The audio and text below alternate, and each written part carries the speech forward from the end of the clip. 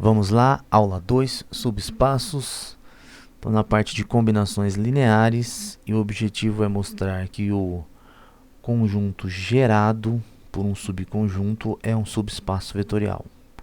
Vamos relembrar então essa definição que, ora, seja V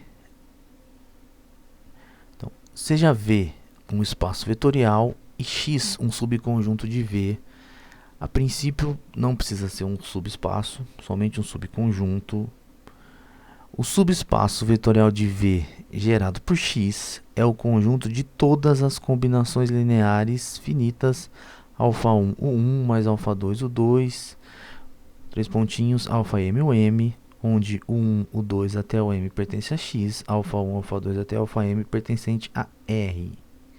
Ou seja, dado um subconjunto X de um espaço vetorial V, o espaço gerado por X é todas as combinações lineares possíveis formada por elementos de X. Ou seja, esse M aqui vai variando. Desde que essa combinação seja finita, todas as possíveis maneiras de fazer essa combinação com elementos de X. Todas essas possíveis combinações formam um conjunto chamado gerado por X.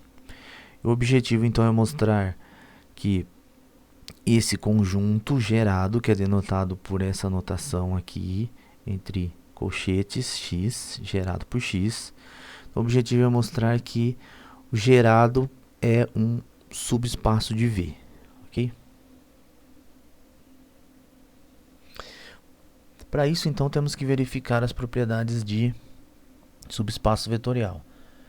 A primeira, embora supérflua, né, que é o zero, vamos verificar então que o zero pertence ao gerado. Embora supérflua, ela é bem útil, né, para exemplos. E geralmente é a propriedade que a gente tem menos dificuldade de verificar. Então, por exemplo, por que o zero pertence ao gerado de x? Para pertencer ao gerado, ele tem que ser uma combinação linear de elementos de x.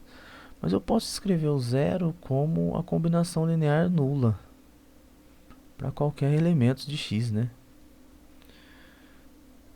Ok? Então, o zero é uma combinação linear de elementos de x. Combinação linear nula. Ok? Então, o zero pertence ao gerado. 2.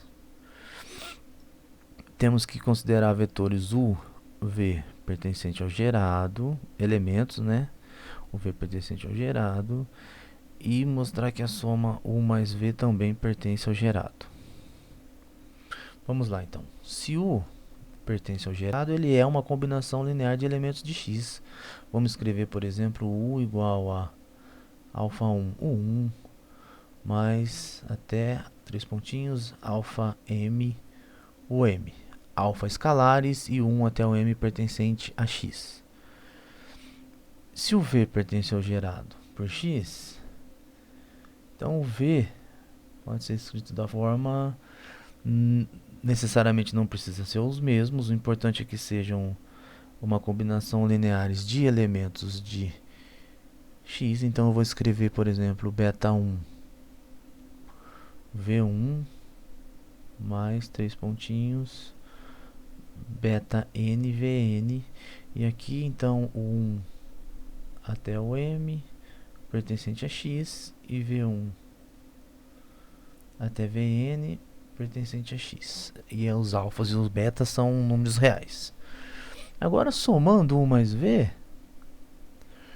a gente obtém, substituindo as expressões, α1, o 1 mais αm, o m. Agora eu vou substituir a expressão do V. Beta 1, V1 mais beta n Vn. Embora maior do que as expressões de U e V, a expressão de U mais V ainda é uma combinação lineares de elementos de x.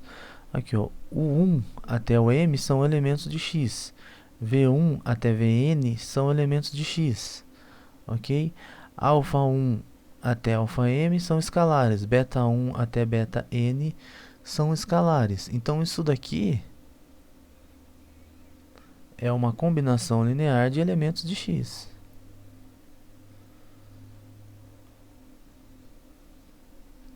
ok? Então, essa é a condição para pertencer ao gerado do x. Tem que ser uma combinação linear de elementos do x. Então, U mais V pertence ao gerado x. E o mesmo raciocínio a gente usa para verificar a condição 3 de subespaço vetorial. Qual é? U pertencente ao gerado de x e alfa, um número real arbitrário. Então, temos que verificar que alfa U pertence ao gerado de x. U pertence ao gerado pelo conjunto x, então U é uma combinação linear de elementos de x, por exemplo, alfa 1, U1, mais alfa m, o m, alfa U, então fica alfa vezes alfa 1, U1, substitui então a expressão para o U, né, alfa m, o m. Usando então os axiomas de espaço vetorial, podemos usar a propriedade distributiva, associativa e escrever isso como alfa, alfa 1, U1 mais alfa, alfa m, o m.